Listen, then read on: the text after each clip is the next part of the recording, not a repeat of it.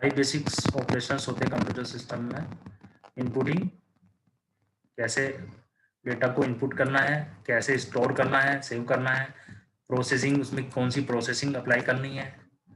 Outputting, output जो आएगा कैसे डिस्प्ले करना है। कंट्रोलिंग, यानी जो ऑपरेशन है उसको कैसे कंट्रोल करना है, यानी ऐसा ना हो कि आपका इनपुट तो ठीक है, आपने कोई मतलब कीबोर्ड में आपने प्रेस किया ए, वो ए जो है 10 बार प्रिंट हो गया, तो ऐसा नहीं होना चाहिए। यानी एक प्रॉपर मेथडोलॉजी हो। ठीक है, आपने लिखा है 2 - 3, तो उसको वो 3 - 2 ना समझ ले, क्योंकि दोनों का आंसर डिफरेंट होता है। ये देखिए, basic organisation of a computer system, इस डायग्राम को बहुत अच्छे तरीके से आप देख लीजिए। यानी कि अगर आएगा बेसिक ऑर्गेनाइजेशन कंप्यूटर सिस्टम और ये डायग्राम आपको याद है, तो आपके नंबर इसको जब आप बनाएंगे तो काफ़ी अच्छे मार्क्स आपको मिलेंगे। ठीक है ना। तो इसको देखिए कैसे सीखते हैं।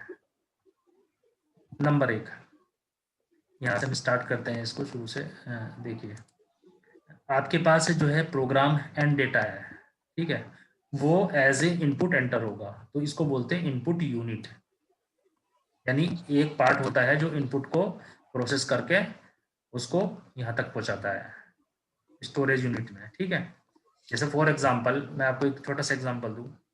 आपने कीबोर्ड पे कोई बटन प्रेस किया, आपने ए प्रेस किया, बी प्रेस किया, तो कंप्यूटर को कैसे पता कि आपने ए प्रेस किया है? तो वो इनपुट यूनिट होती है, वो उसको बताती है कि अगर आप इस बटन पे प्रेस करते हैं तो इसका मतलब ये है कि वो ए टाइप हो जाएगा।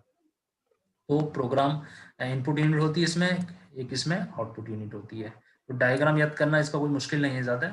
इनपुट यूनिट, आउटपुट यूनिट, यहाँ प्रोग्राम एंड डेटा होता है और यहाँ पर रिजल्ट यानी इन्फॉर्मेशन होती है। जैसे मैंने अभी आपको थोड़ी देर पहले बताया था कि 3 + 2 5 स्टेप्स है, 5 रिजल्ट हो गया था। तो ये स्टोरेज यूनिट होती है। स्टोरेज यूनिट को इस तरह से लिखते हैं हम। नंबर 1 सेकेंडरी स्टोरेज और प्राइमरी स्टोरेज, दो इस तरह से, क्योंकि इसमें 2 टाइप की मेमोरी होती है ना। एक सेकेंडरी होती है, रैम होता है, रोम होता है, random access memory, read only memory. ठीक है, तो ये हम डिस्कस करेंगे, इनके नाम वगैरह जो बाद में अभी आपको बता रहा था वो बाद में डिस्कस करेंगे। अभी हम इसको डिवाइड करते हैं प्राइमरी स्टोरेज में और इसको सेकेंडरी स्टोरेज में। ठीक है, तो यहाँ पर ये डायग्राम बनेगा इस तरह से, और यहाँ पे इस ये डेटा एक दूसरे में, यानी कुछ डेटा ऐसा होता है इसमें जाता है, फिर वो हम जब फैच करते हैं तो इससे फैच कर लेते हैं, तो इसलिए दो एरो दोनों तरफ लगा हुआ है। ठीक है, मतलब होता क्या है, जैसे हार्ड डिस्क में कोई सेव है कोई फाइल, तो जब आपने उसको रन किया तो रन करने पर ना वो प्राइमरी स्टोरेज में चली जाएगी, यानी आपके रैम में चली जाएगी। ठीक है, ओके, ओके तो इसलिए यहाँ पर एरो लगा होता है, यानी सेकेंडरी स्टोरेज में आपने कोई फाइल सेव कर दी तो सेकेंडरी स्टोरेज में इसमें चेंज करके सेव कर दी, और फिर मान लिया आपने ओपन करी, तो जो ओपन करेंगे आप उस टाइम या उसमें कोई प्रोसेस कर रहे होंगे तो वो प्राइमरी स्टोरेज में रैम में होगी, और आपकी जो रैम है वो ऑक्यूपाइड हो रहेगी उसकी वजह से। तो इसलिए दोनों तरफ एरो है, तो ये याद रखना है, एरो दोनों तरफ लगेंगे। ठीक है, तो ये डायग्राम यहाँ तक पूरा हो गया स्टोरेज यूनिट का। उसके बाद बात करते हैं सीपीयू की, सेंट्रल प्रोसेसिंग यूनिट की। यानी ये क्या होता है, ये वाला पार्ट जो होता है इसे सीपीयू बोलते हैं। ठीक है, इसमें क्या क्या ऑपरेशन होते हैं, दो कंट्रोल यूनिट होती है और अर्थमेटिक लॉजिक यूनिट होती है। ठीक है ना, ओके। Yes sir. ये इस तरह से कनेक्टेड इसलिए दिखाया गया है कि इसमें जो डायरेक्ट डेटा जो है इधर जा रहा था वो शिफ्ट हो रहा था, लेकिन इसमें जो प्रोसेस है वो अलग टाइप से होता है। जैसे यहाँ पर भी इस तरह से दिखाया गया है डॉट डॉट डॉट, यानी कि जो इसका मतलब ये होता है यहाँ पर कि ये इससे भी कनेक्टेड है।